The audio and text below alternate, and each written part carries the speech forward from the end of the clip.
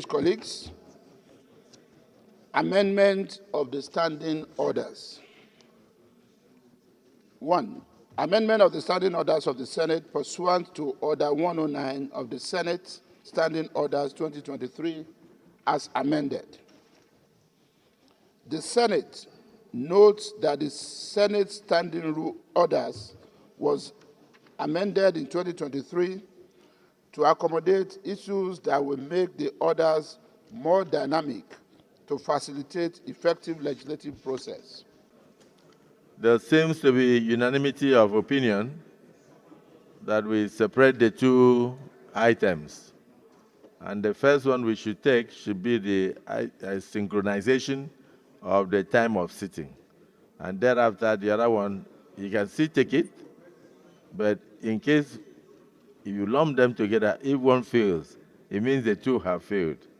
But let's separate it, take this other one, then go into the general principles, merits and demerits of the creation of the new committee.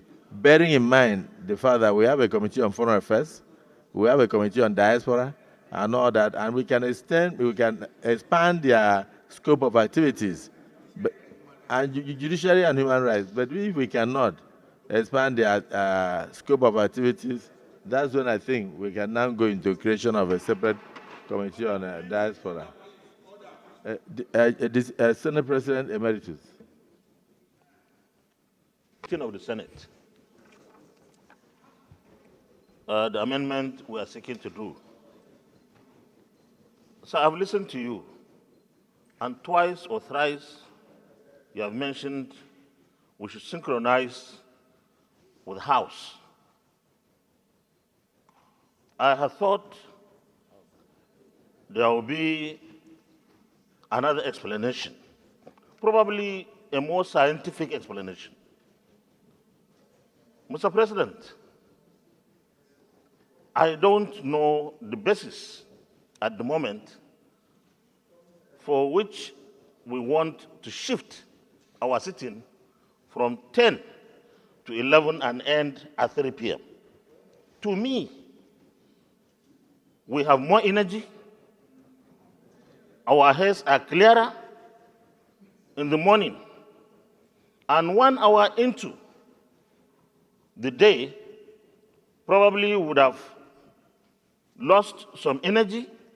And I feel, Mr. President, if we work between 10, if we sit in plenary between 10 and 2, our committees would do better than when the committees would have to go and sit between 4, probably, and 6 or 7 or 8. So if we don't have any reason except that we have to synchronize with the House, I think we need to look at it again. But if we have other reasons that we must change, that will be fine. But if it is just synchronized, the House may have their reasons why they sit at 11 and close at 3. But here I don't see the reason. Thank you very much, Mr. President. Well, yeah, by 11 o'clock was started by you in the 9th Senate, particularly during the period of the COVID.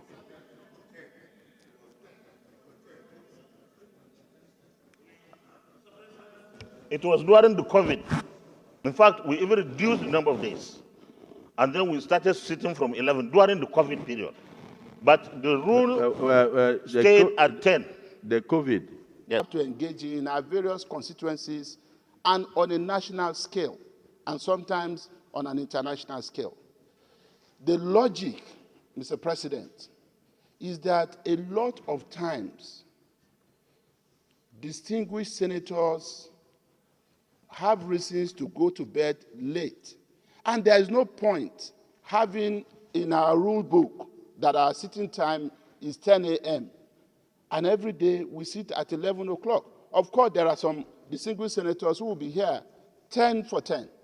But there have been a lot of times that even you sat here, Mr. President, at 11 or 10:30, and we had to wait for some of our distinguished colleagues to come so that we could form a quorum. It's important that we walk our talk. if our rules had said 10 a.m. and we had not been able to sit 10 for 10, I think what is most important at this point is what distinguished Senator Yahya Abdullahi said, the former Senate leader, that if we say it is 11, please let it be 11 o'clock. So I agree with distinguished Senator Ahmad Lawan that it cannot just be because the House sits at 11. As a matter of fact, he also talked about energy. If it's even about energy, our younger brothers and sisters in the House of Representatives have more energy than we do. So if they will not sit before 11 a.m., I think it makes sense that we sit, amend our rules to read 11 o'clock, rather than our rule book saying 10 a.m. and we don't sit until 11. For me, this is the basic justification. And I would just like all of us to see it from that perspective so that we can save some time.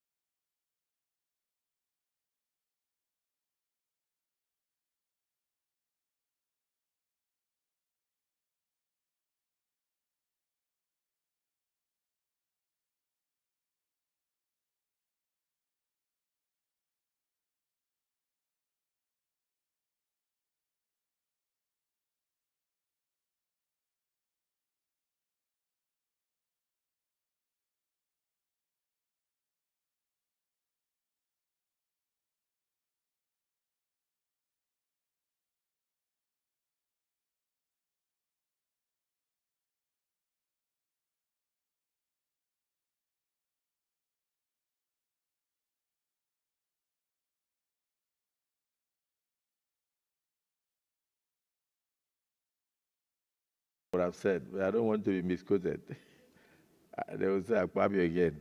Because as Senator Dingy, there was a time that I watched the sittings of both chambers when we had the third term crisis. And when the question was put, he failed in the Senate while the House was still debating, and somebody had to run from here to go and alert the House that the third term bill had failed first to go for second reading in the Senate, and therefore there was no point continuing. I don't know if you understand. And so they now put their heads together, and then abruptly they stopped further debate because the thing had died, since it takes two hands to clap. So that is one of the reasons you could think of. And another aspect of it is the fact that it would be nice for us to go into a small closed session and discuss exhaustively so that members of the public will not misunderstand our discussion. Then we come back and take the decision. So I want to urge the leader of the Senate, because this is not the main thing that bothers on the lives of Nigerians at the moment. When the distinguished Senator Mark was Senate President, and even the practice he met on ground, Senate was sitting at 2 o'clock because they used the morning period to meet with the diplomatic communities, to do a lot of engagements with civil servants and public officers, and then they start their sitting by 2 o'clock.